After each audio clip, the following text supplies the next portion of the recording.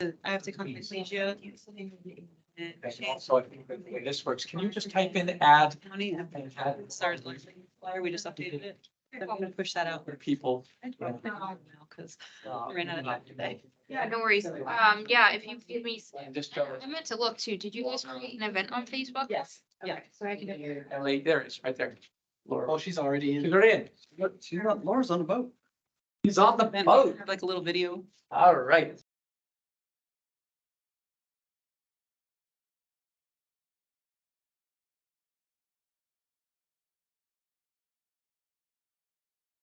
Right. Good afternoon. We're glad you're here.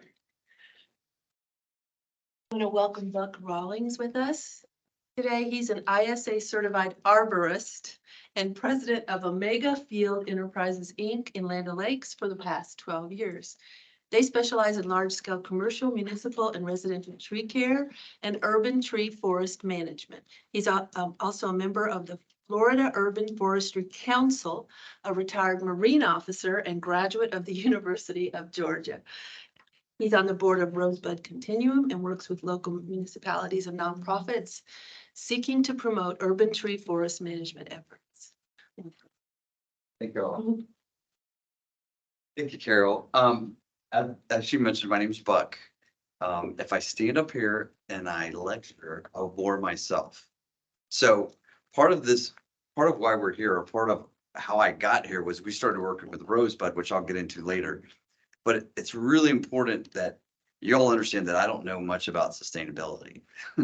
I know about trees. You just live. So part of this, or the reason why I came here was to also get from you all some feedback. Like I need knowledge too, because we're coming at this from a very specific point of view, which is the trees. So I'm going to talk some about trees. I'm going to talk some about urban forestry. But what I really need is I posed a lot of questions in this because, if we don't have a dialogue, then we're not going to solve the problem. And what we're doing is we're just talking about things, but we're not going to be able to make an impact on it. So as we go through this, I'm going to stop and I'm going to ask what your opinion is of this, because you're coming at it from a different vantage than I am. I'm coming at it from tree health, tree management, really from a very specific line of thought. But you all are going to come at it from sustainability or whatever your background is. And if we don't have all of that, then what's going to end up happening is you're just going to get a talk about trees. And it would take I could talk for days about the mechanics of trees, but really I wanted to get a dialogue going with Elio. Does that work? So I know it's later in the day and that people don't always like to talk in class, but I'm gonna push out the questions and hopefully we can get some feedback. Dane told me you talked to me, right? I feel all right. Okay, good. So let's get cooking on this, because there's a lot of misconceptions of, and we're still defining what an urban forest is as an industry. Okay, so I'm gonna talk you through my understanding of this, and then we'll go from there. All right, so let's get started. So what is an urban forest? So when you think of urban forest, what's common sense tell you that there's not really a right answer. Wow, but when you think of an urban forest, what do you really think of? Trees in a city environment. Trees in a city environment. And that's basically, that's a short version of what it is. And really what it is it's taking infrastructure and putting it in the middle of an area that's got a native diverse culture of trees. And how do you make those come together? So really the definition of it is it's all private, it's all public, it's all native forests that are present there. It's everything that encompasses that. The distinction between urban forestry somewhat, in which you would think of with larger forest, which is in a forest environment, you're managing thousands of acres of trees. That's what foresters do. So they're looking at the water and they're looking at the trails and they're looking at all these other aspects. When we're looking at an urban setting, we're like, how do we get the trees and the animals and everything else to work together? I look at trees. So really primarily what I focus on and what my business focuses on is urban tree forest management. So how do we make the trees grow as close as we can to how they would in a forest? So when you're looking at that, the intent of it, the vision of it is that it's abundant, diverse, healthy, and it benefits the community, the whole community. Yes. I was gonna say, it's funny how coming right after the Nexus Thinking class that many of whose members are here. When I heard the question, I was thinking the opposite. I was thinking buildings in a forest environment, but we've been biased to think it's trees in a city environment Right. as if No, that came first. And It's funny, it's about right. And we're trying to build back into that. That's, but when you're looking at the definition, a lot of times that's built on planners, right? Planners plan that kind of thing, and so do architects, and so does everyone else. What we look at is, how that forest, it's native, there's native things that grow there. When you go putting things that are not native in there, it changes the whole dynamic of what's going on, and we'll talk about that in a second, about our own individual microclimate. So an urban forest, by definition, is considered to be, Tampa Bay is an entire urban forest. Who's all from Tampa? Is anybody? Okay, so in Tampa, we have everything from Clearwater all the way up to Dade City, all the way out to Sefner, all the way up to Newport Richey. You have this whole big swath. And part of it is making sure that we're breaking those into microclimates. What's going to grow there and what's not going to grow there. So can you get an idea about what that means though when we say urban forest? It's, you've got infrastructure colliding with the native forest, and then we're trying to live within it and you're trying to build within it. So part of the urban forest, what we're looking at is how can we do a better job of it? So, Yes. so when you say urban forest, do you think of it more from a regional perspective? Like when you say Tampa Bay, are you looking at that from a regional perspective? Or are we looking at like, are there then forests inside of that? Because I feel like how you're gonna address something in the city of Tampa is gonna be different than how you address something in Dade City. That's a great question because really it's your own individual perspective, right? Right. Now, the forestry department can say all of Tampa Bay is an urban forest. From my perspective, understand I'm a commercial arborist. So what I do is I go out and look at properties, everything from a residential all the way up to community to municipality. And we work that whole spectrum. So for me, an urban forest is wherever I'm standing at that moment. It could be a yard that's like a quarter acre that's got like 7 trees on it. That's an individual urban forest that I'm going to try to manage for them, or I'm going to give them recommendations for. It could be in our case, it might be land, it's Rosebud, which we'll talk about. That's got its own urban forest, right? And it's all how you manage it. So really it's your perspective, but it's our responsibility to look at and say, how are we managing our own individual urban forest? So really it's semantics in that when they look at the whole area of Tampa Bay, it's an urban forest, right? Forestry thinks that, but I don't. I have to agree with you, because when you say that Tampa Bay is an urban forest, it's like really difficult for me to look at that as a forest, because I drive through and I look at what used to be a forest that's been broken into little bitty clumps because of all the development. No, And once you do, because of my studies about how the trees interact with each other, once you separate them from the rest of those trees, they're no longer able to communicate. And therefore they've created their own very small little forest. and it's a huge problem. It's a huge problem. And as we start getting into the tree dynamic of how they work and what they provide to us, you see how stark it is and what we're trying to do here.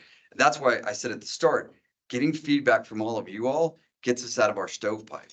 We're all in our own stovepipe. For me, it's like, I come from a commercial background where we're going out and we have crews that run. But understanding how that fits into the larger construct helps us to solve some of these problems, because you're 100% right. The problem is we're not looking at it collectively. So in doing doing these kinds of discussions and getting this dialogue, the aperture opens up from just like, primarily what I'm supposed to do as an arborist is look at an individual tree. So I'm also certified in tree risk assessment, which means I go look at a tree, tell you what's wrong with it, whether we can trim it, what we can do to fix it, or it's got to come down. And we, as arborists, tend to look primarily at that. Well, you take a wider aperture and say, no, we're actually part of an individual urban forest. How do you manage those 8 trees together? Well, how do you manage that whole community together? How do you manage a region together? And you've got to start from that micro and work your way out. But what I wanted to do was show you that this is how the forestry department looks at it. This is how a lot of people look at Tampa. But Tampa is so diverse from one end to the other that things don't grow the same. And we have got to look at it in that terms. So that, and can you just go to the next slide, Sophia? Because that'll really tie into it. What we're looking at here is you can see the different zones that are in here. And I really just wanted to show this to you to see, like, I mean, we got zone, a little bit of 9A, mostly 9B, but we're also 10A. And in there, you won't, these are based on temperature zones. So everything from 25 to 30 is 9A. Everything from 30 to 35 is 9B, as far as how cold it'll get. And everything from 35 to 40 is 10A. So when you're looking at that, it really drives what you can grow and what you can't. And if you start putting in things that don't belong there, you're going to be fighting with the ecosystem that exists. Right. And the buildings are doing that already. So we have to kind of pay attention to that. So let's go to the next one. Okay, so what's the problem? This is what I would use my enormous laser pointer to show you the problem. Well, first of all, let's look at this right now. What are you looking at this right here? This is an actual job site that I worked on. What do you think the problem is? Look at it. Got some stuff going on here. They're cutting, yep. You've got an area of remnant forest, and then you've got some more stuff going on. What's the problem? In your opinion? I mean, I have mine, but what's the issue? This is happening all over Tampa Bay, by the way. Yes, ma'am. Biodiversity. Biodiversity. What's your name? Yeah. Hey, Hannah. There's some biodiversity going on for sure, right? So what do you mean by that? Lack of. Lack of, right. And it's also squeezing the biodiversity, right? So what you've got going on is, and let me explain what's happening, because this isn't bad. This is just where we're living in Tampa Bay, right? So what you've got is a scenario where you've got the remnant forest, which is actually a wetland. You've got a community that's already established, and then you've got area of development here. So this is just squeezing the trees. This is also squeezing, and Mary Ann talked about it last week. This is squeezing your wildlife corridor, right? And so what we're trying to do is manage this. We can pretend that it's not happening, but it is. And so what can we do smarter in order to get that? That's part of the problem. What's another problem? What's a problem in Florida right now? Because, you know, we don't have a whole lot of taxes down here. What's one of the problems that we have in Florida? Overdevelopment. Overdevelopment, but why do we have overdevelopment? Because everybody wants to move here. Right. So from 2022 to, yes, from April of 2021 to April 2022, 360,000 new residents moved in to Florida. So what that does is, and most of them are moving to those areas of development that are Orlando, Tampa, Jacksonville, because we've got a huge area that the Everglades just can't build it. So we can't deny the fact that is occurring, you know. So as that happens, development is going to happen too. So there's a tension here that we'll get into a little later between the development and between our sustainability or us trying to conserve the trees. But you can, okay, go ahead, you're good. It's a few. Are you good? Yeah, you need to keep me going. Appreciate it. So when you think of trees, what do most people think about when they think of trees? This isn't bad, but when you think of a tree, right? It's pretty. Pretty, right? What else? Dan, what do you think of trees when you think of trees? I think about life. Think about life. I love that. Yeah. Anybody else? Shade, cool. Okay, coolness, what? Those and birds. Animals and Life. I think I've CO2. we're getting to it. Yeah. Julia. Julia, you jumped ahead, but that's perfect. That'd be a good segment. Well, when I deal with this, because I'm out working out in the community. So literally every day for 12 years, I go out and I look at trees and I talk to homeowners and I talk to community managers and they're like, we love these trees because they're just really, really green, but there's so many leaves. Can you do something about the leaves? We like the trees, love the trees, but the leaves really bother me. Or, hey, I'm worried about this big tree's gonna fall on my house. Can we just cut it down and put another one in? And so and some community managers are like, we need to save our roads. So we want to make sure that, you know, that there's a monetary component to that. So when we think of trees, and it's not like they're wrong. We just don't do a very good job a lot of times in our community of educating on why you even care about trees. Why should you care about trees? And we'll go to that. So this is I was a grunt in the Marines. So what we did was, I like to keep things very simple. So when I'm explaining to people, other than the beauty, which is real, and you know, the wildlife, which is real, there's some functional, basic physiological things that we need trees for. They sustain life. I think TH, you're talking about sustaining life. They literally sustain life. And that's going to be very important to the discussion as we go forward. So in very simple terms, when I explain this to somebody that doesn't know anything about trees, what I explain is a tree is an air conditioner.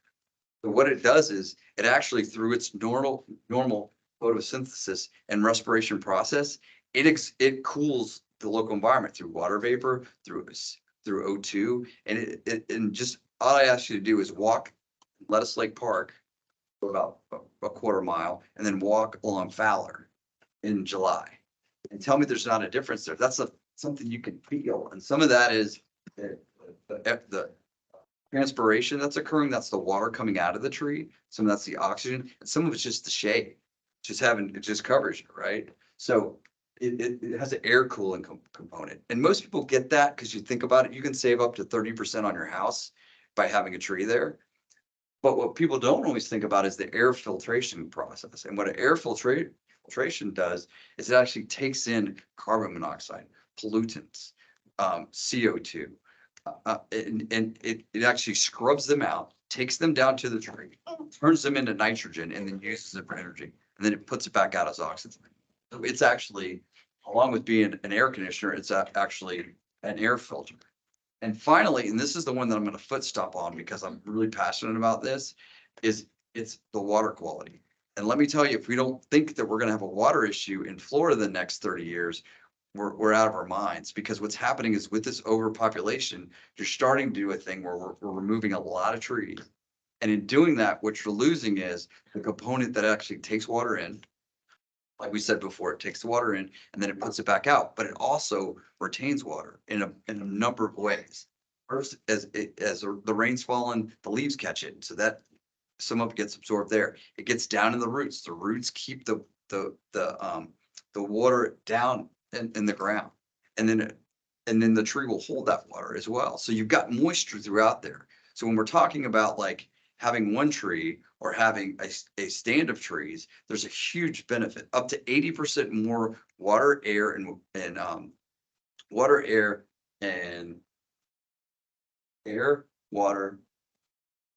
cooling you lose when you only have one single tree. So out of these three components, you'll lose 80% of them when they're not in a stand. So what we want to be able to do is say, how can we keep these stands together? Because Mary Ann's right. Like, you could have one tree, and what tends to happen is we go through and cut down a lot of trees, and then we put down the street trees, which is fine. There's nothing wrong with that. But understand what you're losing when you lose those stands of trees. And that's why we're really getting into this now. Does everyone get that? Does that make sense? All right. So these are functions we need as humans to live. When you start taking them away, now we've got to come up with artificial ways. And that's where I'm trying to learn more about sustainability, because I'm like, what else can we do, to make that happen? So I'm curious too about a tree is not a tree is not a tree. If you have this massive carbon and pollutant absorbing structure, but a massive root system is much larger than the canopy of the tree, and then you take it down and you just plant a little tree, you've wiped out all those effects, plus everything it did to keep the soil porous, to keep it fertile. no, you're 100% correct, TH. I mean, and that's what we have to, and it's one thing to blame people and say like, they don't, we're not coming together as a community and understanding how the trees fit into that, right? So when we're talking about, when I go and talk to folks about this, they don't understand it, but it is that stark. When you take down a 40-inch live oak, I mean, the amount of sequestration that thing's going to cover. I mean, you could, with one large oak, I think it produces enough oxygen for 4 people for one day to have a fully mature tree for one tree. So what happens when you start taking trees would it take to? Yeah, I mean, those little trees are it's gonna take a lot more to do that. So what are the challenges that we have here, guys? I mean, we're talking about all this, but what would be some challenges you see to us pushing this forward and being able to retain more urban forests? So, I mean, I'm from Pasco, so obviously I just know the Pasco side of things. And when you're looking at development, and I am in the planning department, it's difficult. We're in a housing shortage right now. We're in an affordable housing shortage, a housing shortage across the board. They talk about, housing, there was less builders from when the market crashed in 2008. And so we're still playing catch up. So now we have huge, whether we like it or not, developments of 1,000 homes coming in, Right. like big clicks. Well, you know, Angeline Yeah. is ginormous. Angeline is the size of the city of Tampa. Right. So how do we try to convey to them the benefit of trees? And That also makes sense right. And then, from an economic standpoint. right, because part of that is the challenge is you've got two disparate industries. And I said when I first walked in, I'm not from academia. I'm from out. I'm a tree guy that goes out and we have chainsaws and big equipment and stuff like that. So I understand the need in order to feed our families and do that. And most of the guys that are doing the work itself are just out trying to make a living, right? They're trying to do the best they can. What we're trying to do is say that you have development that's going to occur and we have conservation that needs to happen. There has to be a connect between those two. And part of that is giving a different alternative, right? Because if you say, no, you can't do it, they're going to be like, we're going to do it anyway, because we'll pay the fines. I mean, they got to cut down trees. What I'm saying is, and you and I have talked about this, it's a smarter way to do it because if you actually break it down and you can maintain those trees and you can show a financial benefit as well as an altruistic benefit and bring folks together and say, hey, explain to me more about what we can do to sustain things other than, let's build block housing and then let's go ahead and throw St. Augustine down. What else can we do here? And you have to get the other stakeholders to the table. That's the component that's missing, in my opinion. Well, I think it's a failure of imagination, and it really disturbs me that it's always this either or, because as a kid going to Disneyland in 1969 or whatever, we went to Swiss Family Robinson Treehouse, which is a completely artificial tree Right. that acted as a great template for birds and butterflies and bees. Sure. And then dreamed, like, why couldn't you have a resort that was made or a town that was made with tree houses? Fast forward to a trip I made to Ecuador, where the most expensive lodges in this eco resort were tree houses, Right. and there were luxury tree houses. And then go to Disney Villages Nature, where in Austin I went this summer, which is another resort thing. It's not tree houses, it's apartment buildings that the roof has trees growing. Right. The top structures are all trees. And so with Facebook, their offices in California, it's a forest on top of Facebook's office building. So what are we even arguing about? We're not. It's getting those best practices that are occurring linked up with the developers who are already moving the trucks. I just have to say, I mean, I'm gonna look at different place. I know that we keep hearing this story about this housing shortage. My point of view is that we have to quit looking, we're not building affordable housing. We're building housing that for people to move here. Being from Pasco County and having lived there a long time, and watching the destruction of the clear cutting, not leaving a single tree so they can Tetris their houses in there, as many as possible. And they're all large developers. They all live somewhere else. They all are leaving us behind with whatever the devastation that they've created. So I do understand where you're coming from, but I believe it's semantics when they keep talking about that we need housing.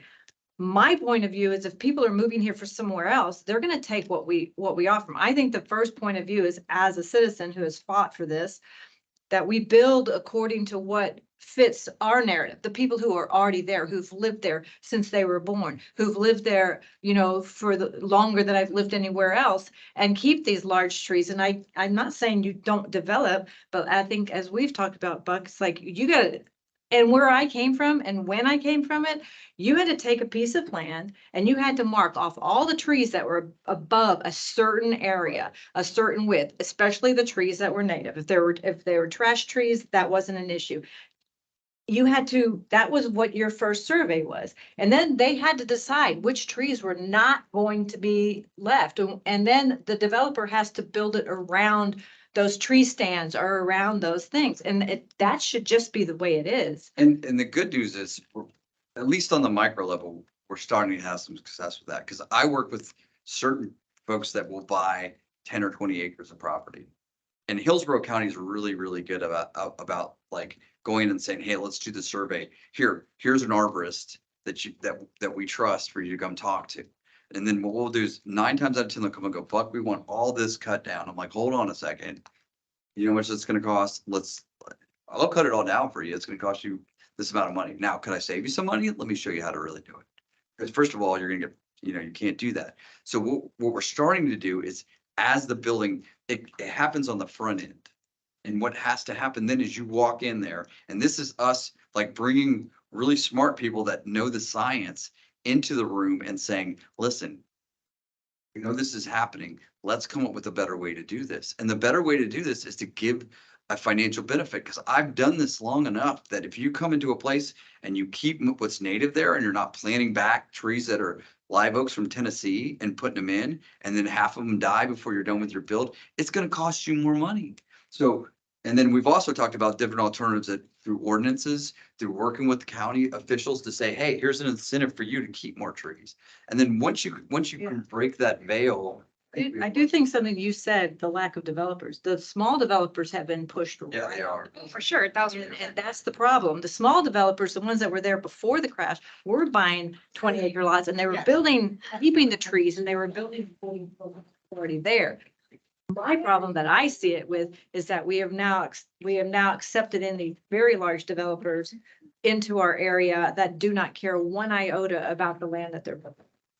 And I would love to see some sort of encouragement from the counties to bring back this individual, Yeah, and I think what. No, I was just gonna say, I think that I agree with you completely, and I love trees, so don't take it that I wanna, yeah. We're simpatico. Yeah. We're besties. But so I think when we look realistically though, at Pasco, at Florida in general, we are not going to put more restrictions on business. Whether we should or not, it's just politically not the route that they want to go.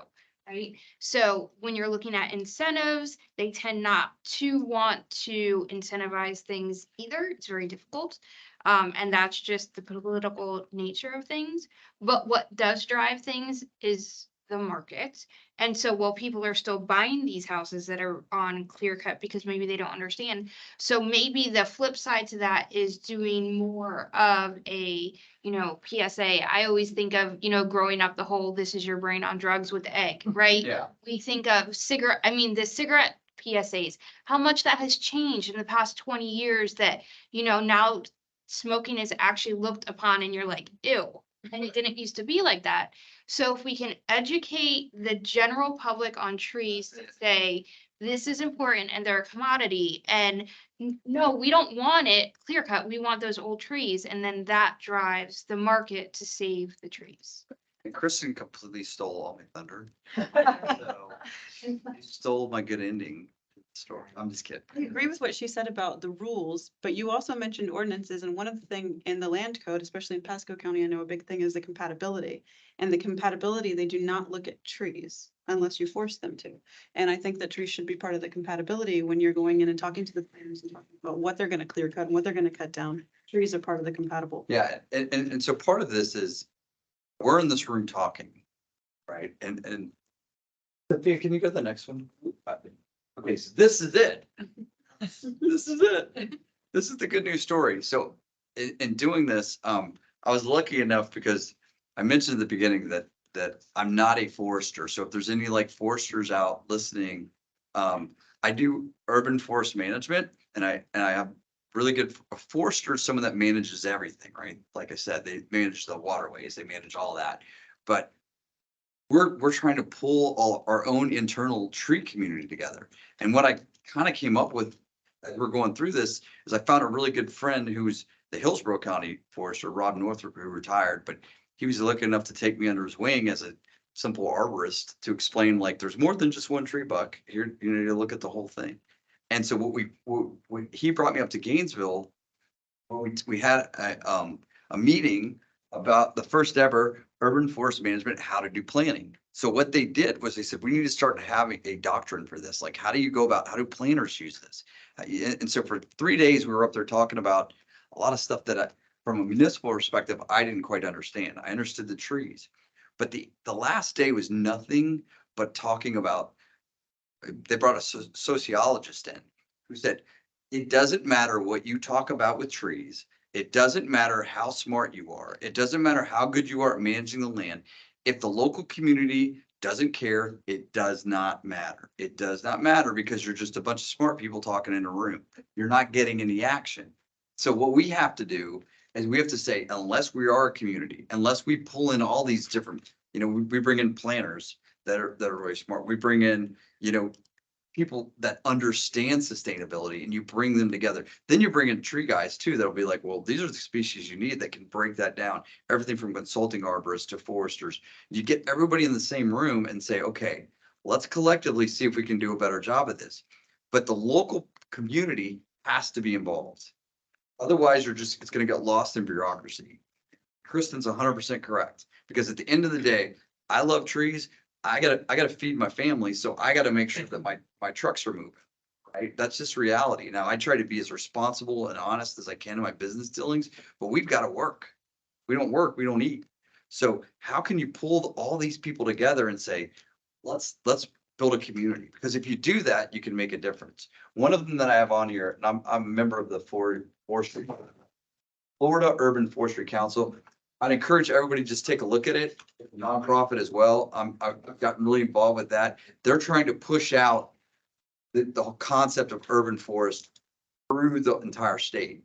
So that's statewide. Now I'm kind of I tend to be a lot more focused on Pasco County because that's where we live and work, and Hillsborough County, but they're working through the state to try to, and there's grants that are coming out, 1 billion for the Inflation Reduction Act to push out to reestablish urban forests. So now you've incentivized certain communities like HOAs and CDDs and local municipalities to try to say, okay, if you save trees, we'll give you money for it. And actually it'll be saving money when we do that. Does that make sense? I mean, that part of it. The other part too that, oh, and I actually graduated from Patel too. Yes.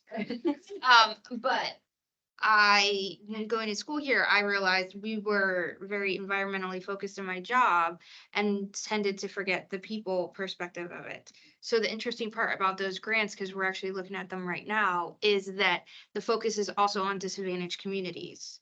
So when we're looking at it, not just from that environmental perspective, but the socioeconomic perspective as well. And that's, I think, the crucial that takes it. That's another story, right? And that's a big story that when I was talking about trees in general, I left out, and I'm glad you reminded me. One of the big things that I've seen, this isn't I mean, you could call it anecdotal, but I've seen it. We've worked in communities all over Tampa over the last 12 years. When you go into a community that looks run down, that looks like it's never been, like the people are left behind, and you go in there and you clean, and you really put a hurt on the trees in terms of like getting rid of everything that's bad. And going in there and managing it. The reaction we get from the people there is way bigger than you get from some of these other communities. I'm not going to mention what they are, but what you do is when you go in there and actually, 1 second, I got you. But when we're able to go in and say, here's the, look at what we did. They come up to us. They come up to my crew, and guess what my crew does? My crew's like, we want this to look even better, because when you're done with it, all of a sudden now you can walk through an area because the street lights work. You have paths that you can go through, and what it does to raise a community, I'm telling you, you can do it, right? And there's other things through sustainability I know that I'm not as smart on, but being able to integrate those together, it does lift boats. I'm telling you, I've seen it. So it's not a good news story. And then that kind of leads us to this with Rosebud. I want to talk about what we're trying to do. And so I have this is from this morning, actually. I was gonna say, that's This today. is from this. So I wanted to say to everybody is, and I'm gonna talk through some of the things we're trying to do, and then I want to talk about Rosebud, because they've kind of sucked me into this thing. I don't know how else to say it. I didn't think I'd usually out like looking at trees and I'm talking about sustainability and stuff. I mean, I'm sorry. I'm such a bad person. Go ahead. So the city of St. Pete's Urban Forestry, Dean Hay, he works under the Office of Sustainability, the office I work in right now. And we work very connectively about how urban are connected, and about tree inventories and understanding greenhouse gas emissions and we're planning on planting 600 trees in Child Park, which is one of the most underserved communities in St. Pete. So I understand what you're saying, and they're so loud and so proud about wanting that. Karen Cheatham's out there, right? She's awesome. Yeah, her and I were at that conference together, and she's actually the president of the Florida Urban Forestry Council. She's such a wealth of knowledge. She's a forester. I mean, she knows, like, she's been doing this for a while, and she's so smart in understanding those dynamics. So she's been a great mentor to me just to explain that stuff. But yeah, I know out in Pinellas, they're like, and we're trying to take those best practices. So we're doing it though individually. Like it's me trying to find a smart arborist or a forester, say, hey, what can we do? But if we can open that up and make the community and bring you all into it, or bring up, or let us be part of what y'all are doing, I think that's gonna really give us a lot more, a larger advantage over what we're trying to accomplish collectively. Because trees are normally left kind of out of the, I mean, it's like, we like trees, but they're not part of that movement of understanding what's happening on the micro level. I talked about this before too. I think, city of St. Pete does amazing things. City of Tampa has some really cool projects. Even Newport Richey. Once you get outside of a municipality and you go to a county, you get stuck on this scalability world where, right, everybody's like, well, how do we make it scalable? How do we make it scalable? So I think that's what that struggle is. And part of it is, really comes down to a paradigm shift.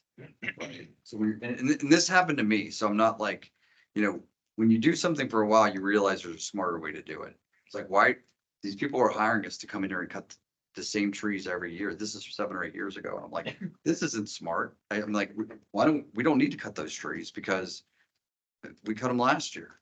Well, we need you to cut. No, you don't. So what we started looking at was a smarter way to do it. And that's all over, because remember I said at the beginning, an urban forest is everything private, public, and native. So that's HOAs and CDDs and community managed associations. It's all those. One of the really good ones is Original Carrollwood, which we were working in last week, and they really, you can see a community that once you start doing it, they really buy in. Yeah. And that's one of them that does that. And so they're like, hey, we've talked about running workshops and doing those guys. And then once other communities see that, then you can start pulling that out to the larger degree. But that's the problem, is when you get outside of, because the CDD and HOA isn't really part of, most of the time that's seeded from the counties to that HOA or CDD. But if they start taking notice, then the community next to them starts taking notice, right? And so that's one of the efforts we're trying to work from the grassroots, is to get CDDs, HOAs, and communities to go, oh, look at your trees. They look so much better. And it does raise property values. So there's a financial component to it as well. So any other questions about the tree stuff? Like I said, I mean, I'm really trying to learn more from you guys I could talk about tree biology all day, but I'd really bore myself then, so any questions on that? So Eric is writing in saying that issue is the long-term maintenance and management of the tree population. We can't just regulate trees and tree removals. Communities, municipalities, local governments need to set the example of good urban forest management. Right.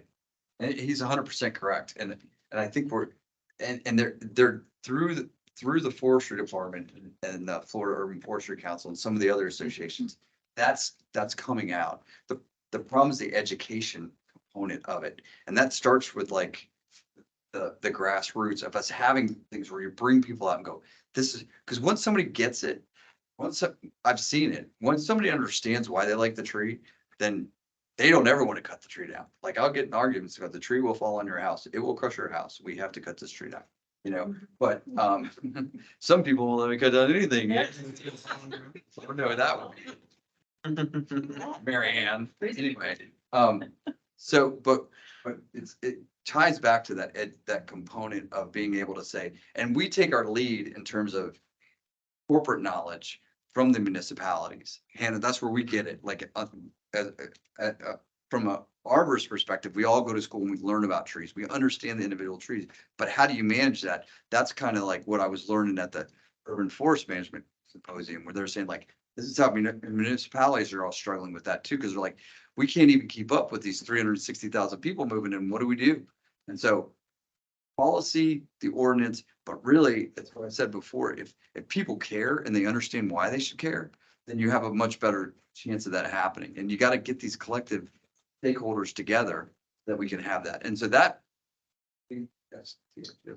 I'll respond to my friend Pedro Cook, the elder of the Quiche people who flew to Los Angeles to give a talk like you're giving here when I was at UCLA. And when we brought him up on stage, he said, I flew over your country and I kept asking, where's the forest? Where's the forest? All I saw was wheat and corn and wheat and corn, all this agriculture. And then I flew into your cities and I said, there's your forest.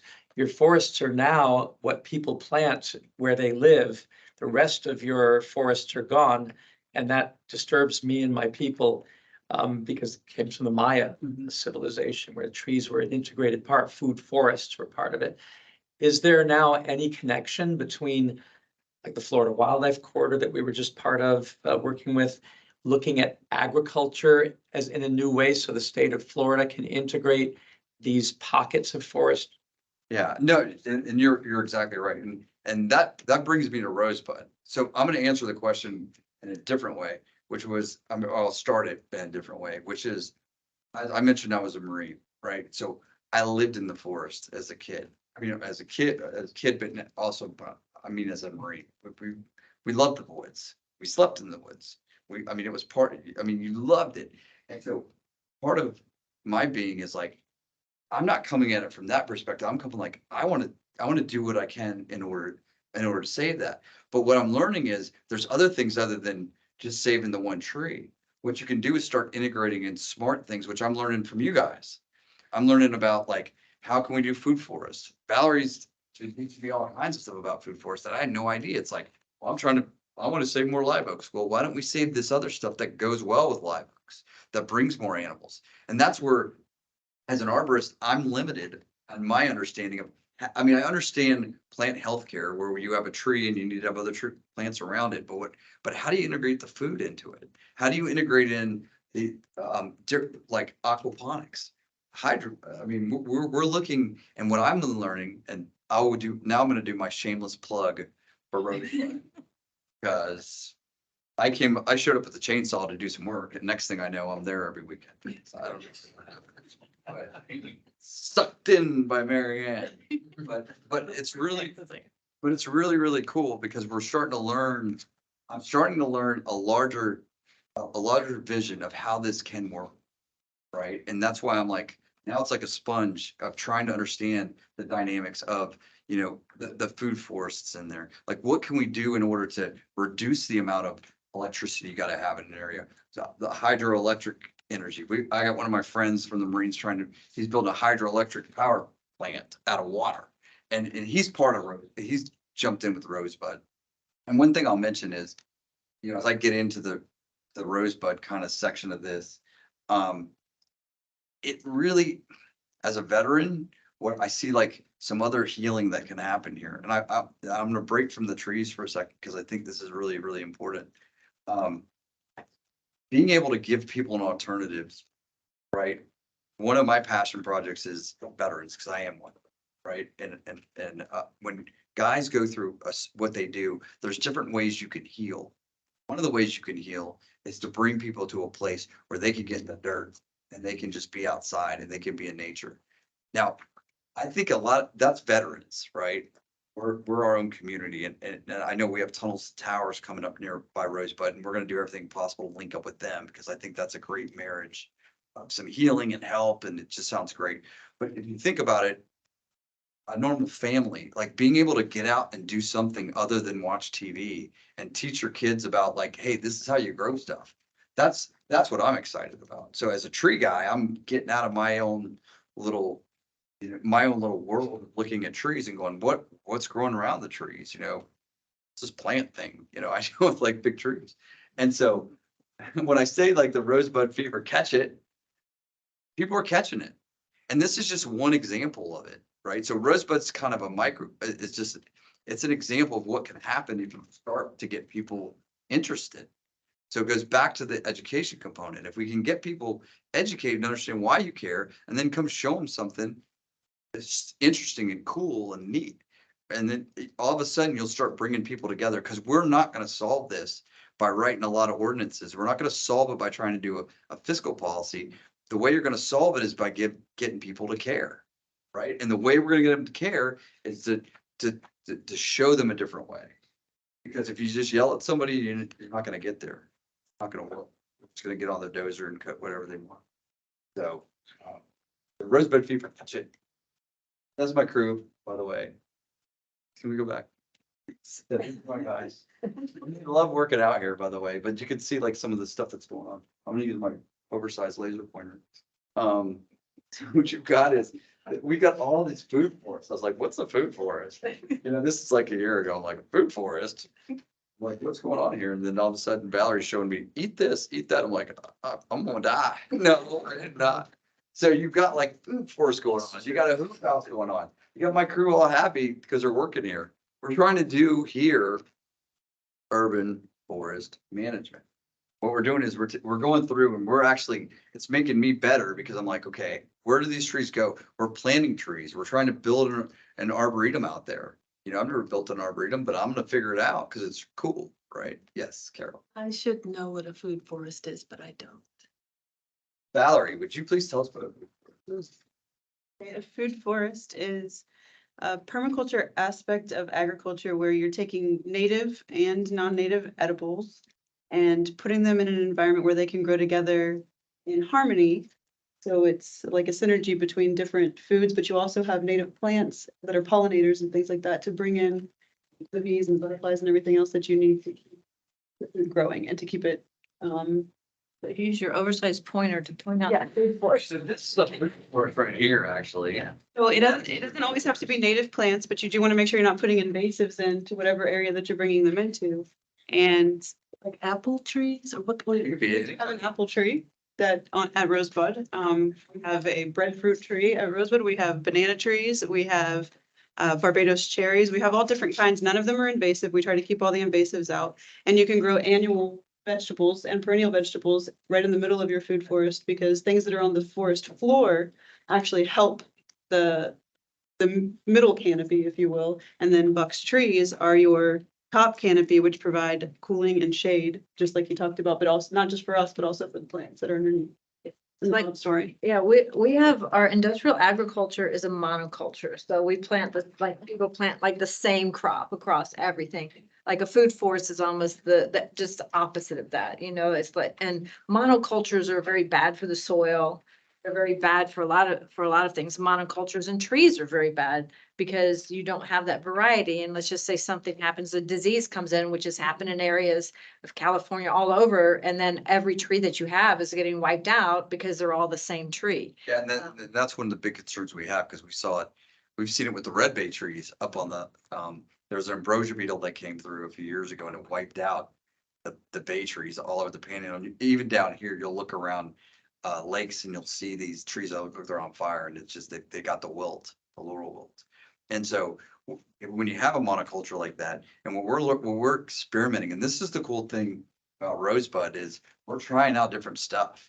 Like it may or may not work, but let's go for it. So we're trying, like, what are different kinds of trees? How can we mix some of these different plants together in order to see what kind of growth can we get up? How can we raise the organic content of the soil? We're trying different stuff, because if you could solve it, then you could show somebody an alternative, say, hey, look, you don't just have to have St. Augustine grass here. You could actually grow something else. And we've talked about doing cool things like building a model house go ahead. I know. And that somebody isn't just individuals talking about like single family homes. We're talking about HOA, CDDs, developers, so that we can bring the aspect of permaculture to them, so that they're not just building these monocultures. And when they build these neighborhoods, they're allowing the people to grow their own food. They're allowing people to plant native plants, things that are better for the environment, things that use less water, things that can resist drought, things that can provide food and other things for food, not just for us, but food for the animals and food for the insects that live here that we need, because we can't do anything without bees.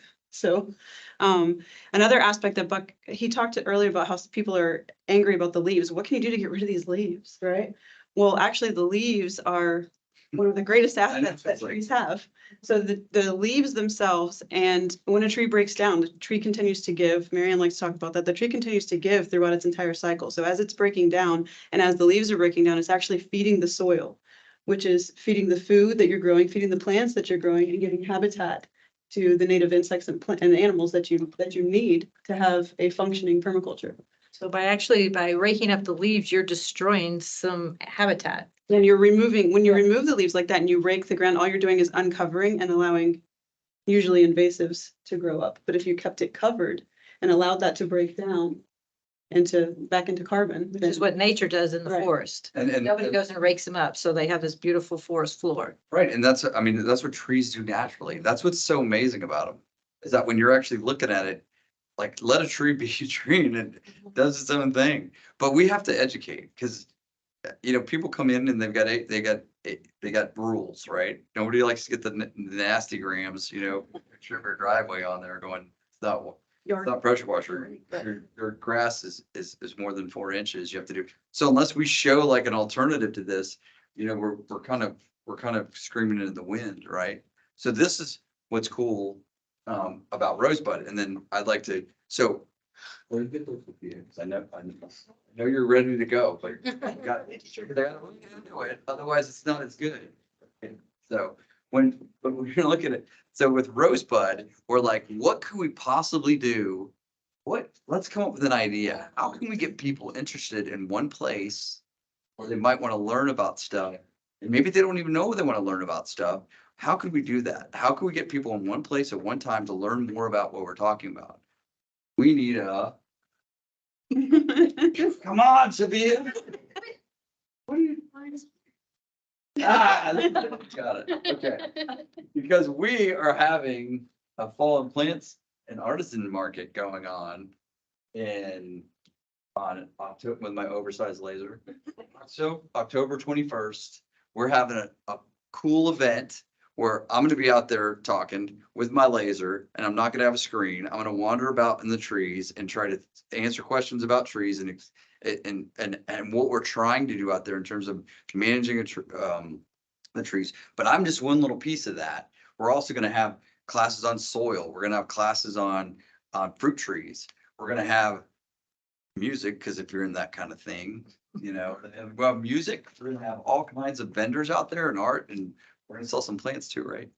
So I don't really know that much about Plants, plants, but Valerie trees. does. She's just trying to teach too. Fruit trees and Yeah. whatever, but they'll be different. Would you like to give a shameless plug for my presentation about Oh, what? we're you're doing a great job. I'm just. Are you sure? Because I mean, it's Rosebud event. I'm just. Oh, I mean, I think it's an amazing event because you're gonna be there, because I've learned so much from you about trees and about the trees that, I just watched forever these people cutting down these old trees and planting these little trees in houses, which can't make it very long because, I learned about, if you want to put up an oak, you have to have enough space for that oak to Right. actually grow. So it's almost like you're planting it just so that you can cut it down in 7 days. Right, and Um, we're pushing that. Yeah. I mean, we're put a different tree in, or let's do a food forest in mhm. your yard. That would be kind of cool. Right. Like that. Yeah, really cool. Okay. So, You're good. I mean, I could keep talking for a long time, but is it from you guys? I mean, does this make sense? I mean, I'm trying to understand more about what y'all are teaching me things about sustainability. Does that from your sustainability perspective, does this make sense what I talked about the combination of getting the education and why trees matter? Because if it doesn't, then let me know. What can we do to do a better job of it? Because if we're not able to get some momentum on this, then all we're gonna do is keep talking. And I'm tired of talking about this because this is what happens, So if you have any ideas, please reach out to me, reach out to us.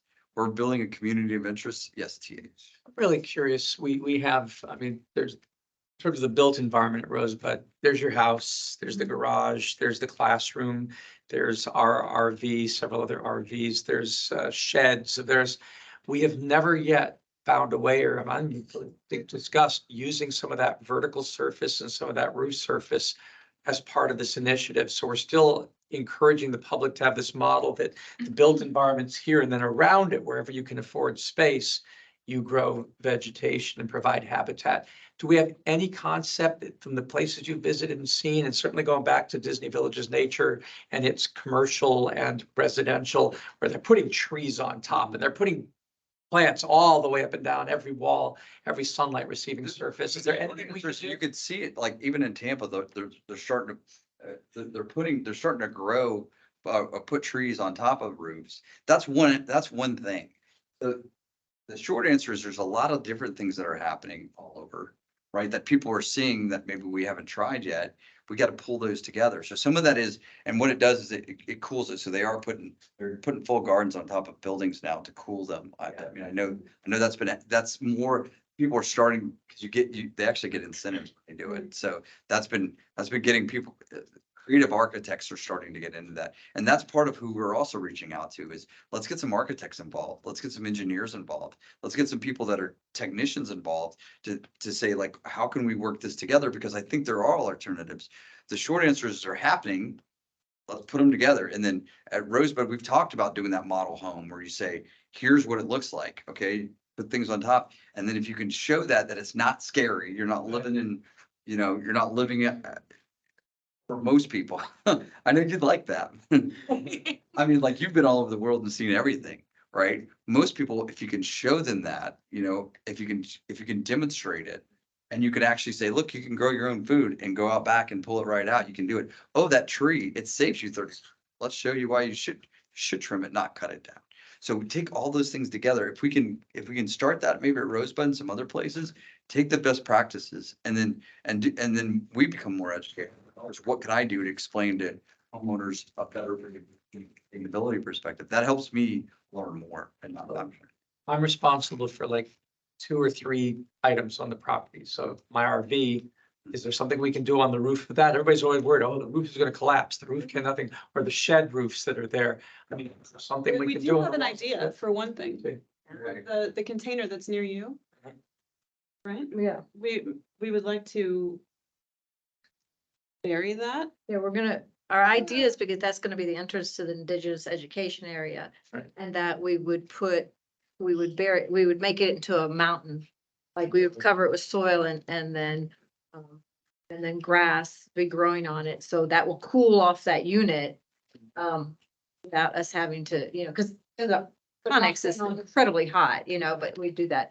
But what you're talking about with those things is that one of the issues that we have coming from the construction aspect of it is when you put soil and that soil gets wet, it Yeah. becomes incredibly heavy. So you cannot put something on your RV, and no, I cannot put something on my house because they are not built to support that. Those buildings that they're talking about are commercial residential buildings, so. And I've seen those because that's a big thing in arboriculture. They're talking about this a lot. But you've got to that's what I'm saying. The architects and the engineers have to be involved because it's going to change the way in which you're building your columns and the amount of foundations you're going to have to put in there. So the short answer is you can do it. And the offset has to be, this is what you're saving. And the guys that are doing it are saving a lot of money. That's why they're doing it. But they're building the structures, the get-go. Yes, Julie. This is why they don't use like soil in the building sector. There's like this, I don't know what to call it in English. Like I worked in the building sector in Germany, and like when you build like huge buildings on like an area, so you kind of like destroy the green space over there, you have to build green space on roofs. And they use like this, I can see if I like find like, It's this fluffy yeah, or like this hard, clay and stuff. then they just put like seeds on it and it grows like super good, and there's like no problem with like water or it's getting heavier. I mean, yeah, for sure, maybe you should look at the building construction again. So I think with like flowers and stuff, it won't be like bad, but when you really want to plant trees because they're heavier, it could be a problem with like the. Yeah, I mean, it would be hard to take a sand live oak and put it in the middle of the building. There you go, because in 40 years, that thing's gonna come through the. I mean, it is working because in the Netherlands, they like do a pretty good job. Like Yeah. always when I like go over there, the buildings look so beautiful, like with all the trees in there. I have a friend in England who's coming next week to help us out at Rosebud.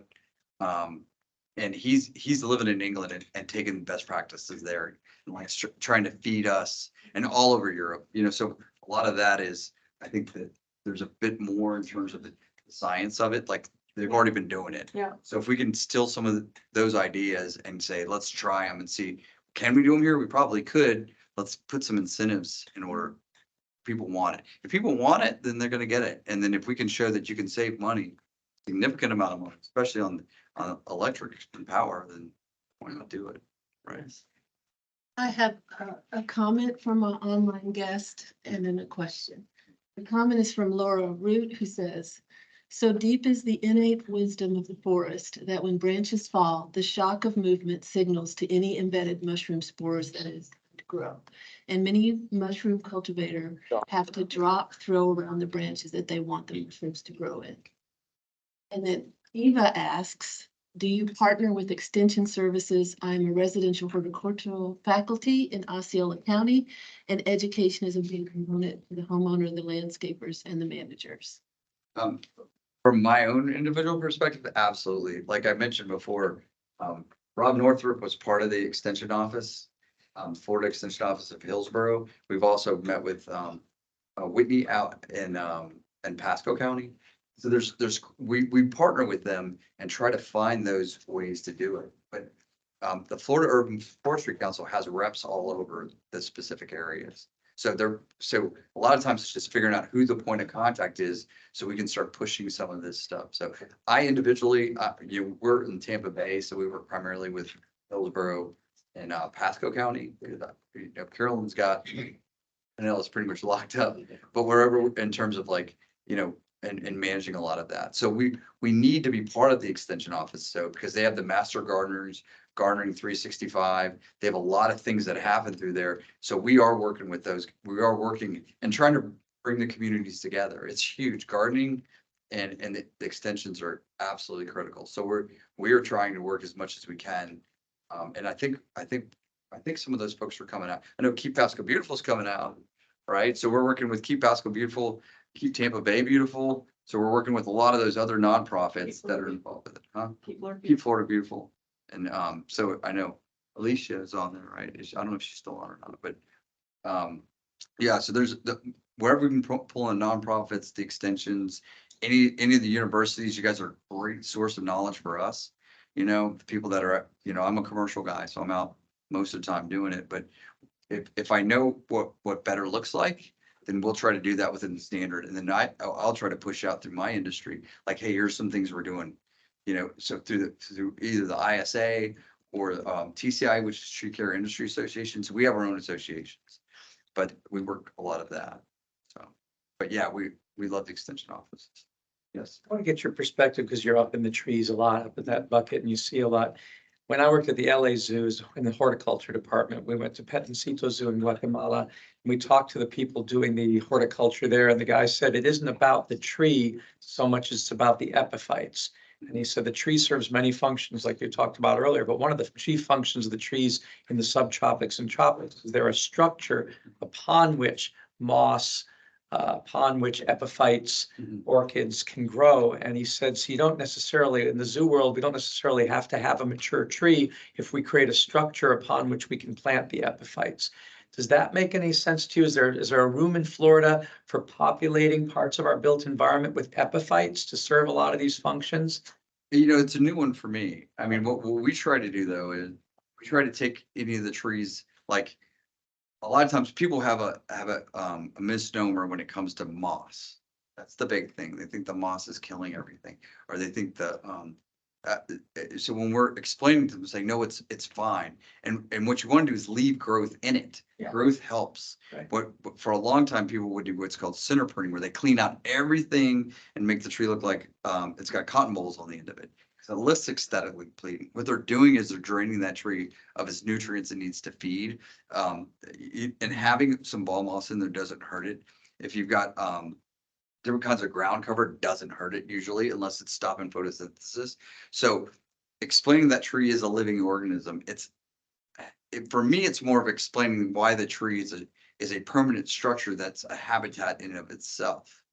And so that's what we try to push, is like you don't center burn a tree, you don't lines tail a tree. That actually makes the tree safer when you have a storm because it's healthy.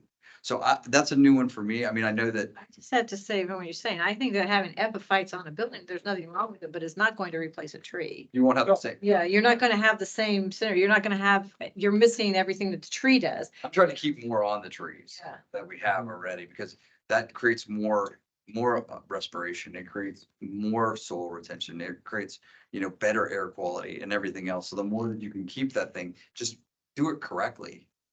And in our industry, we're trying to educate more on, this is how you do trees correctly. And I was just trying to think of ways that our built environment could integrate into the urban forest so that the trees are serving their full function, but our other structures are Well, I also know in the supporting past the when- epiphytes that are helping the tree forest. One of the things that I have not done much of, just because we haven't, we don't work in it, is there's a lot of cabling or bracing you can do. Bracing of trees, where you could use different structures if a tree's like needs to be stood up. Russell actually did it at his house, where he braced the tree, and you could put things along that would kind of feed to it. So if you're trying to maintain a tree and not take quite so much off, you can do bracing, which is putting structures up to keep the tree in pat. Ask you one question regarding your industry. Mhm. So you're an arborist and you have a lot of degrees or certifications. Really hard test that I don't ever want to take again. But my question is, there's a lot of tree people out there. So is there anything that somebody has to take to learn any of this stuff before they go out and say, hi, I'm a tree guy? I mean, if you wanted to go to, if you want, the short answer is no, there's not. Someone can go down and just say, I'm a tree company, here, fill out this form, and now you're a tree company. So, I mean, if you're in cosmetology school, you've got to get licensed for that. Now, we maintain the licenses we have. What it does is it separates the actors. Right. So in our case, like and this is a military thing, you try to get as many certifications as you can because you think it's cool. So I try to get certified arborist. I'm certified in tree risk assessment. I'm certified in tree safety professional, and anything else they'll give us, just because we'll understand more about what's happening. The responsible actors, normally you can tell whether or not that's the client for us or not, based on how they, they're gonna price or anything else. So one of the things that's being pushed through Florida ISA for years is licensure, which would mean that you would have to have a license, you would have to have insurance, and it had to be verified. The city of Tampa's done it already, and I know a lot of St. Pete's has done it already, where you go through a course and they vet you before you're allowed to work there, if you're gonna pull a permit. That's what. So if we can't get them to require that certification, then that's another aspect of education. We have Right. to educate people educate to know that there is, I mean. There is a difference. There's a There's a difference. And so part of that is it's not shaming as much as it is like educating, like It's the same thing it'll happens. cost you more money not to do it correctly in the long run than just getting someone that knows how to do it. But we pay insurance and we pay our guys well, and we No, I take mean, care of them. it's like a construction industry, I can tell you It's the that. same thing. So, yeah, our industry is just like the other ones, two guys in a crack pipe. Yeah. Sorry, that's my inner monologue going on. I mean, people that aren't skilled as we are. All right, any other questions, guys? Anything I can try to answer for you? I really appreciate the interaction. Thanks, Sophia. I have a final question. I kind of missed it when I first came in. You talked about how people could save money by preserving their native trees. So they provide resilience and ecological stability, and there was more things. Well, part of it is if you retain the trees that you have there, there's certain costs that inherently go into when you do development, right? Some of it's the building, but some of it's also the trees that are existing. You have to replace those. So when you replace them, 9 times out of 10, what happens is they all get cut down, and then you have to go back in and put in new trees.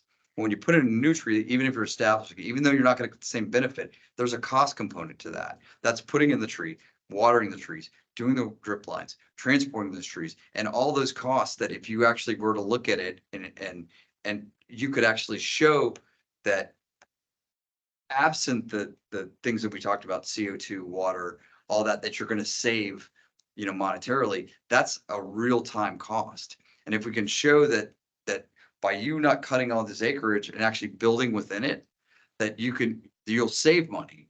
but people don't do that because it's easier just to cut it all down and they can go faster. And so one of the things we've talked about with some planners, which I think is a great idea that somebody really smart told me about, was like, if we were able to like expedite permitting, say if you kept a certain amount of trees, that we would expedite your permit. Because for guys, like I work with a lot of builders and I don't get paid until we finish the job and we can invoice it. But if builders that are being responsible are expediting their permits, so that instead of it taking a year to get a permit approved, they can do it in a month. That saves a lot more money than lowering taxes, because that means that they're actually productive. They get paid on that job. That's just a couple of things, but from my perspective right now, when you have to plant all those trees again and you're doing all that stuff, it's expensive. It's the cost of the tree, it's the maintaining of the tree, and if the tree dies within that first year, you got to replace it. So there's a better way to do it, and if we can show that, I believe, financially, then I think we have a better. It's feasible to do that. That I think there's alternative approaches. We've done it on 10, 20 acres, so I know you can do it. Just taking it out if you're trying to do 1,000 acres. So. And I did have a couple other comments. Mhm. So last year I was working with the Student Green Energy Fund to try to get a food forest installed on campus. And there was an incredible amount of bureaucracy and red tape, and it was pretty challenging, to say the least. But I believe that outside of school systems and like on own private land, like at Rosebud, is an excellent opportunity to have events that provide an opportunity for people to reconnect themselves with the environment. In addition, last year I worked for a nonprofit in St. Pete called Edible Peace Patch, which was a garden education program. Oh, wow. And it's funny when we talked about, what's that? What's your name? Dylan? Dylan. Yes. This is fascinating. Go ahead. Sure thing. And I kind of chuckled a little bit when you talked about going on the food forest tour at Rosebud and like eating the different things, like, oh my gosh, is this going to kill me? Yeah. And I think this is one of the biggest hurdles to get over. Because even for like the little ones, Yeah. like, is this centipede or this roly-poly? Is this going to hurt me? And it's like, no, like, I'll show you. It's okay. Like, Yeah. you can eat this tomato, this mulberry right off the tree. And once you break that initial fear, then they're super excited to be outside and want to learn about the nature around them. And I don't really think there's much difference between adults and kids in this respect. And I think they find it exciting and fun. And right now I'm interning with Fat Bead Farms and just outside on the edge of Tampa, and it's an agro-tourism destination. We'd love to check it out. I mean, It's really cool. It's really cool. They have a little mini food forest they're growing as well. And I think agro-tourism is another sector. Oh, yeah, in that's huge. Florida, that especially for the people who are moving here, they, instead of just going to like the parks and the beaches, that they can learn about the ecosystem and how unique it is here in Florida compared to the rest of the country, and what they can do when they come here to be a part of it. yeah. And So, I mean, when I was talking about Rosebud, that's what happens. Mhm. People just like friends of mine will show up and be like, what's this place? You're doing a cult. I'm like, it's not a cult at all. I mean, not really, but anyway, so they, no, but when they get out there, they're like, this is so cool. And then they just keep coming back. yeah, You're like, this is better than, and so you're 100% correct, Dylan. And I think what we're trying to do is create that community. yes, And it's not based on fear, it's based on like wonder and study, right? And so, I mean, I'm learning all kinds of stuff that I never thought I would. And, and incorporating in from our perspective, the trees and saying like, this is why you care about them, because you need them to live. yeah, Guess what? Walk through the forest here, and what I did it. I was like, let me go for a quarter mile and let us like burn. I have a thing that does tells you how many calories you burn. You can tell the difference just because it was so much hotter when you walk on that. It's like 10 degrees hotter, 15 degrees, same time, same distance. It's 10 degrees. So big in me going, wow, this is something I can, I can demonstrate. In that case, like going out and Valerie's been having me eat stuff all over the place. And I'm like, I'm sure I'm not gonna die, but once you get past it, you're like, this is really cool. And so, but the agritourism is a huge thing. And I think as people start to realize that like you can grow your own stuff, you grow your own food, and you're teaching your kids that too, because we kind of lost it, right? And so that's part of it. yeah. And it's healthy. Yeah, it's good for you, right? And while we're talking about agritourism, ecotourism, can you share anything about your vision for the Arboretum and the stuff. I mean, you've worked with a beautiful plan for a possibility. Okay, so we, a lot, one of the big things that's happened is we brought all these different people in that are smart at different things. I'm not necessarily, I mean, I could look at trees, but we're bringing in different people that are bringing in different disciplines. One of the things that we really, the dream is to try to build, and it starts with the dream, I guess, but we're trying to build a water feature out there that actually has aquaponics, hydroponics, and I said that we gotta have trees, right? Or I'm not playing. So we're trying to build an arboretum out there in which we're using the hydroelectric, what do we call that? Hydroelectric gravity battery. That's it. Can you explain what that is, please? Sure. So The lovely and talented Valerie Manstrong. we actually are going to have a example one that hopefully will be ready by the plant sale, but we're going to build a much larger one that's going to actually power the water feature that's going to be the center focus of the arboretum that we're building. And the arboretum will also have a food forest incorporated into it. So the hydroelectric battery has an upper water reservoir that uses gravity, and as the gravity pushes the mass of the water down, it generates energy that turns a turbine. So there's a generator in there, and it produces energy. And then there's a solar panel that operates a pump to take the water back up to the top, because you have to have the mass of the water be able to push back up to the top to get it to flow with the gravity again. And so that's going to generate the pump that's going to flow into the different parts of the water feature. There's going to be, like you said, hydroponic parts, and then an aquaponic part that has the, And we have probably going to use. some really, it's really crazy how it works, because you're bringing in people that know about aquaponics and know how to build fish ponds. And then you're bringing in other guys that know how to, like Matt knows how to build this hydroelectric, I can't even say it right. Hydroelectric gravity. He's just really smart. And STH mentioned, you might have heard him say chinampa. So one of the ideas, 'cause I really like. And TH is teaching us how One of to, the ideas is to have a chinampa kind of in the middle of the. TH is showing us how to use, how to break down glass and turn it into concrete, right? So we're looking at incorporating, really, it's cool because you're incorporating into all these different aspects of stuff, whether it's the trees, or it's the aquaponics, or it's the food forest, or it's. It's not just that, it's the plastic shreds. And by the way, Right. they just ordered for us the double axis larger shredder. That's just Shirley's on the call right there. And she got the purchase order sent. She's working on that paperwork. Great. So that we'll be able to take, all of you as students, take your plastic, take your glass, crush it, shred it, infuse it in Portland cement, and make the Chinampa barrier. Right, and people are bringing in The trashcrete. We call it trash. bringing in different. So David Sullivan is helping us, like he knows how to build the ponds. And so, and we have experts out there that know about aquaponics, that know about hydroponics. You're bringing all these people together, and it's real organic. But the idea is, the dream is that you would have a completely self-sufficient, completely off the grid, everything's powered by the environment itself. And through solar, wind, water, fish, and you're showing a different alternative to it. I don't think anybody's seen it. So that's what we're trying to do. It's crazy enough to work. Does that answer your question, TH? I don't know. Yeah, you described the vision. It's now committed and recorded, so it's gonna have to happen. Jeez. Somebody holding up their hand. So I don't. Yeah, somebody's asking. Is that, oh, okay, I'm sorry, I thought they were waving goodbye, sorry.